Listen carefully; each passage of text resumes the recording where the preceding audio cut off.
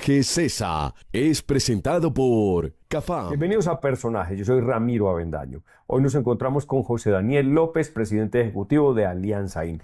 José Daniel, bienvenido a Personajes. Ramiro, buenas noches, qué dicha estar acá. Un saludo también a los televidentes. Bueno, lo que hace Alianza In nos toca a la mayoría de colombianos casi todos los días. Pero el nombre quizá no es tan reconocido por cada uno de nosotros. ¿Qué es Alianza In? Ya, se lo voy a poner en estos términos. Usted saca su teléfono celular y empieza a encontrar una serie de aplicaciones muy importantes en su vida cotidiana. Aplicaciones para moverse por la ciudad, para que una persona lo lleve de un punto a otro. Aplicaciones para pedir un domicilio, para que le llegue comida o productos de farmacia o del mercado. Aplicaciones o páginas porque se quedó corto, porque los bancos no lo incluyen a millones de personas excluidas del sistema financiero tradicional y ahí puede obtener un crédito más rápido, de bajo monto y sin tantas barreras de acceso. O millones de colombianos que invierten en criptomonedas. Entonces, todas estas aplicaciones que en realidad son empresas de tecnología que tienen un impacto profundo en la vida de los colombianos, están agrupadas, están agremiadas, están representadas en la asociación de la que soy presidente, que se llama Alianza In, que es el gremio de las aplicaciones y de la innovación en Colombia. Muy bien. Para seguir contextualizando aquí y meternos en la parte divertida. 5 o 6 de esas marcas que la gente reconoce. Cada vez que me hacen esa pregunta, después me regañan en el gremio, pero que conste que doy ejemplos porque usted me los pregunta. Uber, Didi, Rappi, InDrive, Cabify, Mercado Libre, Binance, Bitso, RappiCredit, YaDinero, son marcas absolutamente asociadas a la cotidianidad de los colombianos, que es una cotidianidad tecnológica. Bien, aquí hay unas particularidades que son comunes a todas estas marcas y es que vienen a facilitarnos la vida. Pero detrás de ese facilitarnos la vida también generan más competencia, nos hacen la vida más rápida, más barata, pero detrás también le están facilitando la vida a los que están en la cadena de servicios. Cuéntanos un poquito cómo es toda esta dinámica y cuál es el impacto que tiene la economía de las aplicaciones, la economía digital en la que están, que hoy se agremian en Alianza In. Vea, a mí esa es la parte que más feliz y más me paga el salario emocional de lo que yo hago. Y es que esto cambia la vida práctica de la gente. Esto le lleva ingresos al que no tiene ingresos, le permite al que no tenía un préstamo o a quien le sacaba prestado con el gota a gota, ahora poder sacar un préstamo que posteriormente lo bancarice. Esto le permite a la persona que está enferma no exponerse cuando tiene que ir a comprar una medicina. Esto le permite al ciudadano que va de afán y se le quedaron las llaves mandarlas a la casa. Esto es impacto puro y duro. Venga, le cuento, vea. Cuando usted entra a una plataforma, por ejemplo, de movilidad o de reparto, usted está entrando en realidad, es un ecosistema digital, en donde la plataforma es un intermediario entre varios actores, entre unos usuarios que necesitan un servicio, sea cual sea el servicio, y unas personas dispuestas a prestar ese servicio, sea un domiciliario en su moto o en su bicicleta, sea un conductor en su vehículo particular o en su taxi, sea un comercio que quiere vender su comida o sus medicinas o sus bienes de supermercado a través de una plataforma. Y lo que hay acá es una tecnología muy sólida, de avanzada, en unos casos desarrollados fuera del país, en muchos otros desarrollados localmente en tierra colombiana, y que permite que esa oferta y esa demanda se junten. ¿Y eso en qué te termina? Eso termina en unas opciones de generación de ingresos para cientos de miles de colombianos. Le quiero contar, en Colombia, Ramiro, hay más de 120.000 repartidores. Ellos, para ser repartidores hoy, no le tuvieron que pasar la hoja de vida a nadie. Esto es empleo inmediato. Es trabajo autogenerado. Ajá. Entonces yo tengo mi bicicleta, me quedé sin trabajo o necesito complementar para los útiles de mis hijos o para el paseo o para ahorrarme unos pesitos. Yo descargo una aplicación de reparto, Pivox, Didi Food, mensajeros urbanos, Cabify Logistics, InDrive, Rappi, Mercado Libre, la que sea. Y me pongo a generar ingresos con mi vehículo en media hora o en una hora o en menos tiempo. ¿Cuánto tiempo? El que yo quiera. Que si me quiero imponer o autoimponer un horario, me lo impongo. Si quiero trabajar hoy, pero no mañana, está bien. Si no me gustó, no vuelvo a trabajar. Nadie me va a poner un memorando porque no volví. Entonces es trabajo autogenerado y autónomo que hoy impacta a cientos de miles de familias en Colombia. Tú sabes, José Daniel, que en Canal 1 propendemos por la libertad, la democracia y la institucionalidad.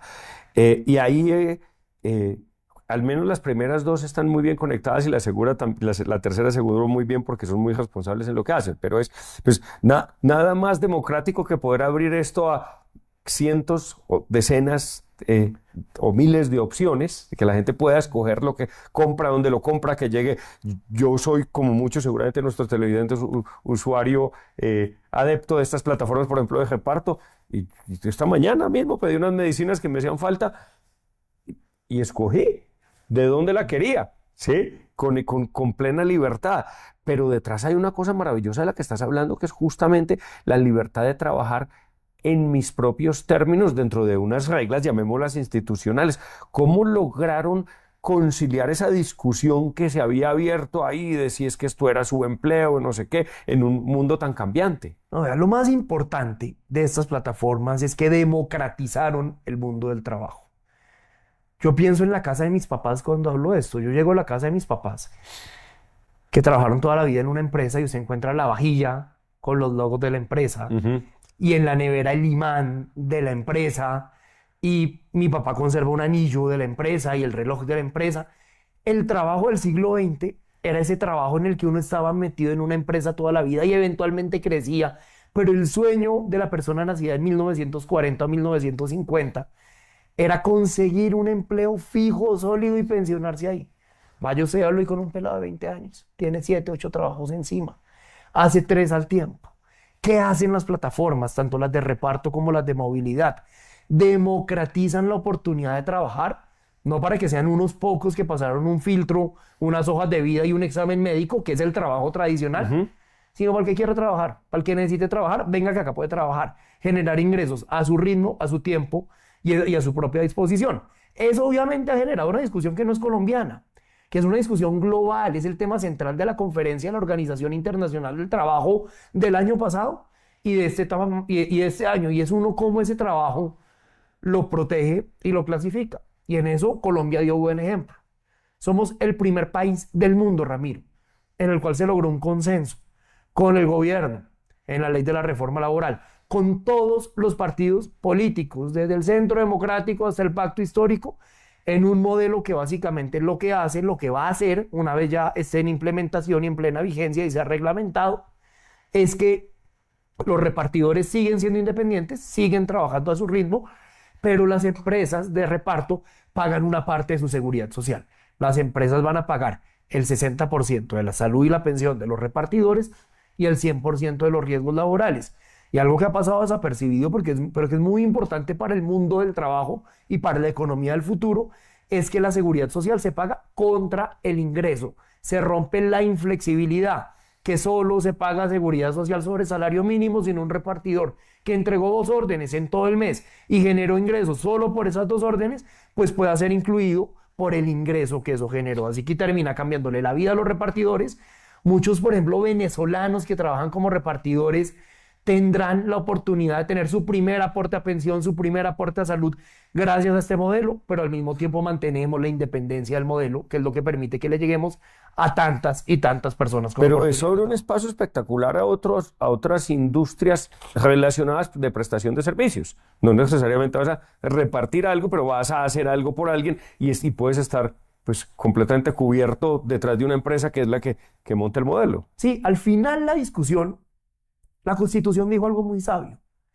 Y la Constitución es del 91. O sea, en el 91 no había ni siquiera chat de Messenger, ni celulares teníamos. Yo que tengo correo Hotmail, no había correo Hotmail en el 91. Pero los constituyentes en su sabiduría dijeron, hay que proteger el trabajo en todas sus formas. Los constituyentes no dijeron, hay que proteger el trabajo con contratos de trabajo tradicionales, con subordinación, horario y demás. Sino el trabajo va a ser muy diverso con el cambio tecnológico. Protejámoslo. Y eso es lo que logramos, y es que cientos de miles de personas van a poder seguir trabajando libremente, autónomamente, en varias plataformas al tiempo, combinándolo con otras actividades económicas, pero protegidos con seguridad social, pagados entre empresas y repartidores, y como usted lo dice, confiamos que esto sea también un precedente que inspire a otras industrias y a futuros tomadores de decisión. Bueno, estamos en un momento eh, increíblemente cambiante de la historia de la humanidad. Si bien es cierto que la industrialización hizo lo propio, el Internet nos aceleró y hizo lo propio, todo este tema de aplicaciones e inteligencia artificial están, digamos, teniendo un cambio exponencial al que no sabemos a dónde vamos a llegar. Uno de esos ejemplos de los últimos tiempos está justo en las plataformas de transporte, plataformas de movilidad, en las que es la discusión de la antigua licencia esa por tener un taxi, y que excepto a los que son dueños de taxis o son taxistas, pues a nadie le termina haciendo sentido, esa es la verdad. Y aquí puede uno incomodar a la gente y se trata de tener esas discusiones. Sí, ¿por qué no permitir la apertura completa de esto?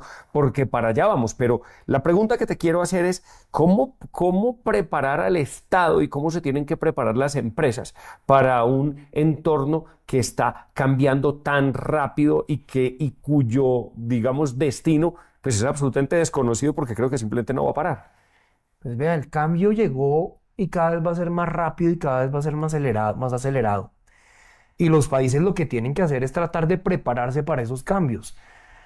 En Japón, por ejemplo, hicieron una cosa, porque obviamente esto desafía empleo y las personas mayores en buena medida son las que sufren buena parte de ese desafío.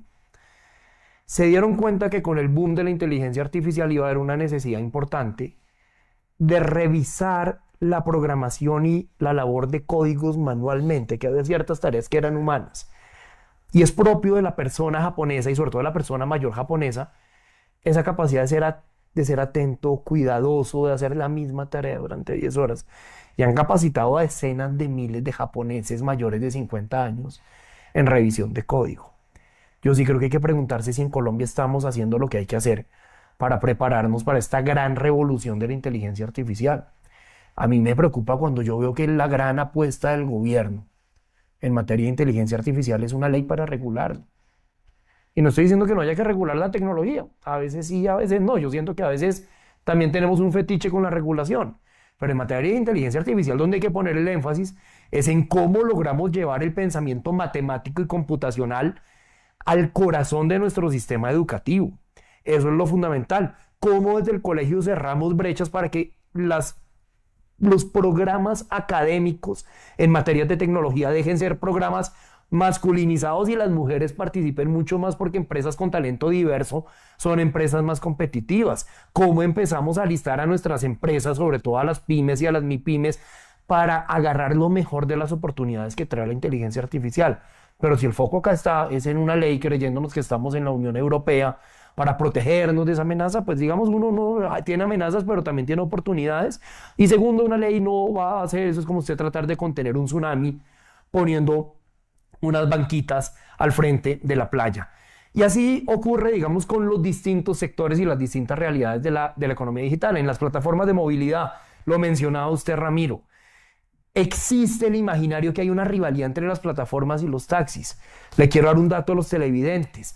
En el 2024 hubo casi 200.000 cuentas de taxistas que trabajaron a través de plataformas. Hoy las plataformas y los taxis no son ni enemigos, ni adversarios, ni rivales. Trabajan juntos. Que hay unos taxistas puntuales, poderosos, vocales, pero minoritarios, que se oponen muy duro a que se regulen las plataformas. Están en todo su derecho.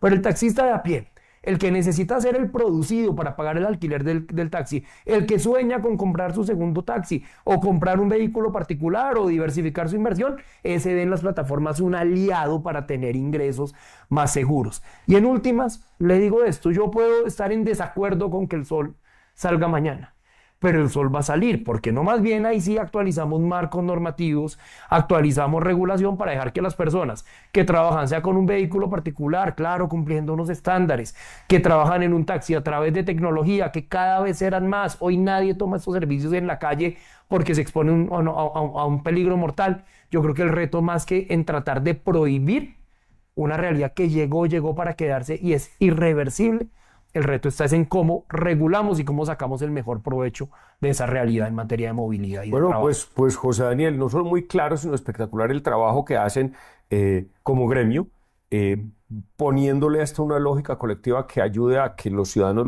lo entendamos, que el gobierno lo entienda, que el legislativo lo entienda, de modo que tengamos una sociedad que funcione como queremos, en más libertad, más democracia, con una institucionalidad sólida, que no significa más regulación, en lo que además tenemos plenas coincidencias en la forma como estamos tratando de hacer televisión y comunicarnos desde Canal 1. Así que esta es tu casa y muchas gracias. No, feliz de haber estado acá, Ramiro, y a todo el equipo de Canal 1. Muchas gracias por la invitación.